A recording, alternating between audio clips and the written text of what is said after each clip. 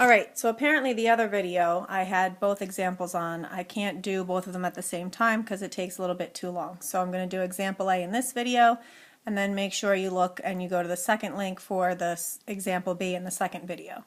So this is with 5.5, which is the investigation that we did in class, and it deals with the inverse functions. So example A reads, a 589-mile flight from Washington, D.C. to Chicago took 118 minutes. A flight of 1,452 miles from Washington, D.C. to Denver took 222 minutes. And they want us to model this relationship both as a time-distance data and as a distance-time data. So the inverse function, we can do either or.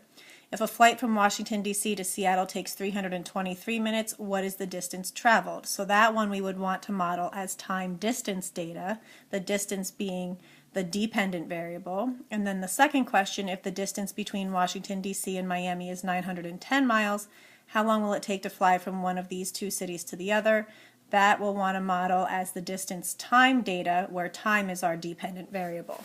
So to start out, I'm just going to take the information from here and make 2 points with it. So we have 589-mile flight, 118 minutes, and then 1,452 miles and 22 minutes.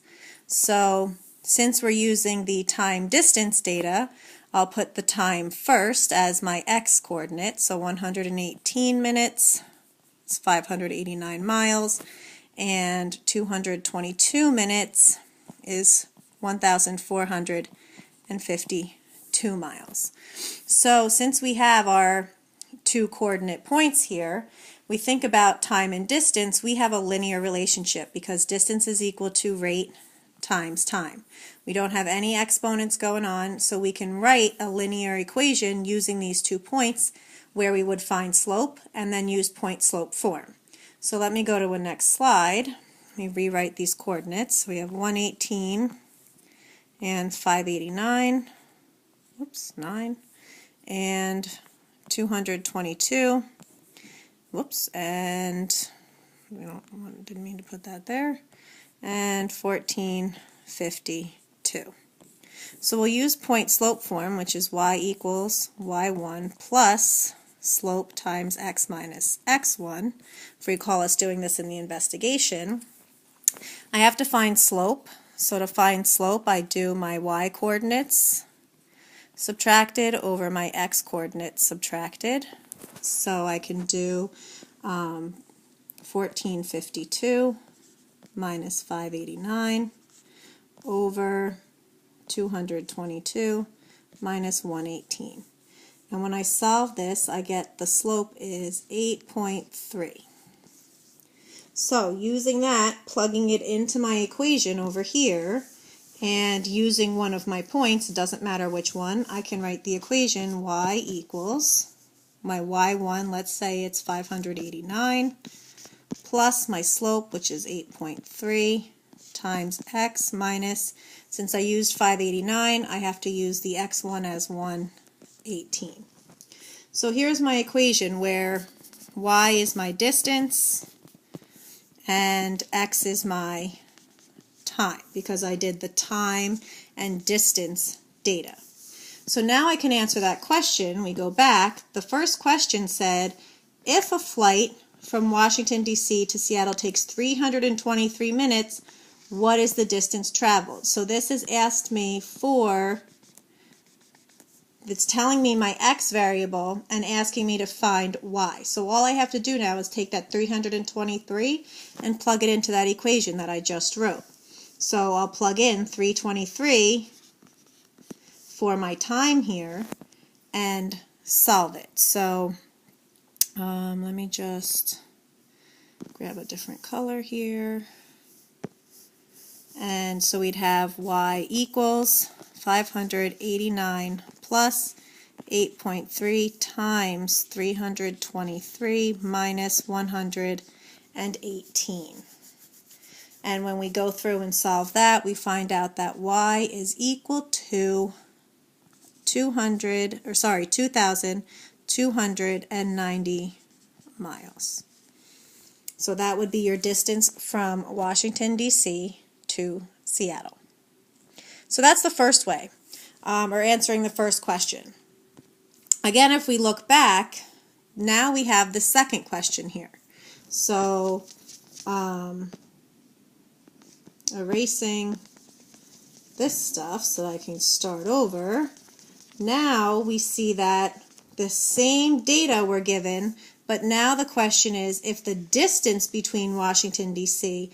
and Miami is 910 miles, how long will it be? So again, the time is our dependent variable, so now we're going to use distance and time as our points instead of the time distance. So just like we did in the investigation, we're just switching our points. So instead of having the 118 first like we did, we're now going to have 589 and then the 118. So just reversing our x and y's, just like from the investigation, reversing 1452 and 222. But because we're still representing time and distance, we're still using a linear equation. So we still have to find our slope, and we still are going to use point slope form. So let me jump ahead.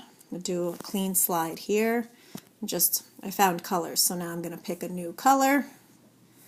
I don't know how to make it go away. Go away. Okay, there we go.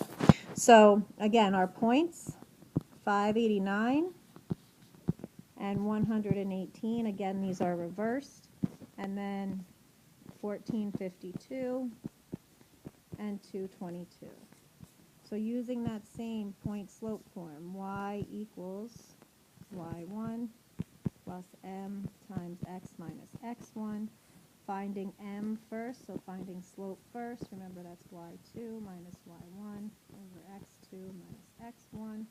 So I subtract my y coordinates first, so 222 minus 118 over 1452 minus 589, and when we do that, we get that slope is 0.121.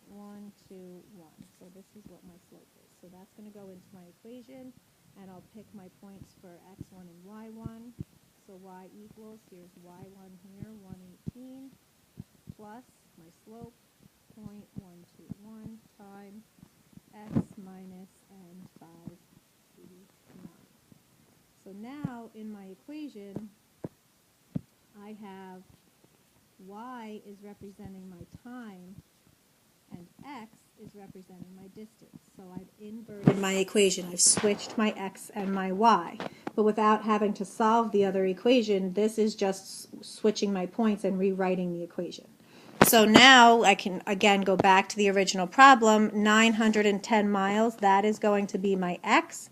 I'll put that in and then solve for y, and I'll have my solution. So let's go here. Y equals 118 plus 0.121 times, was it 910 minus 589.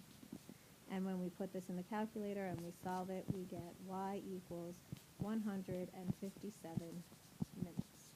So it will take 157 minutes to go from Washington to Miami, which is a total of 910 miles.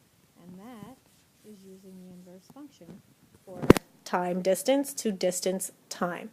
Don't forget to go back to my website and click on or copy and paste the next video so that you can complete the example B part of your homework.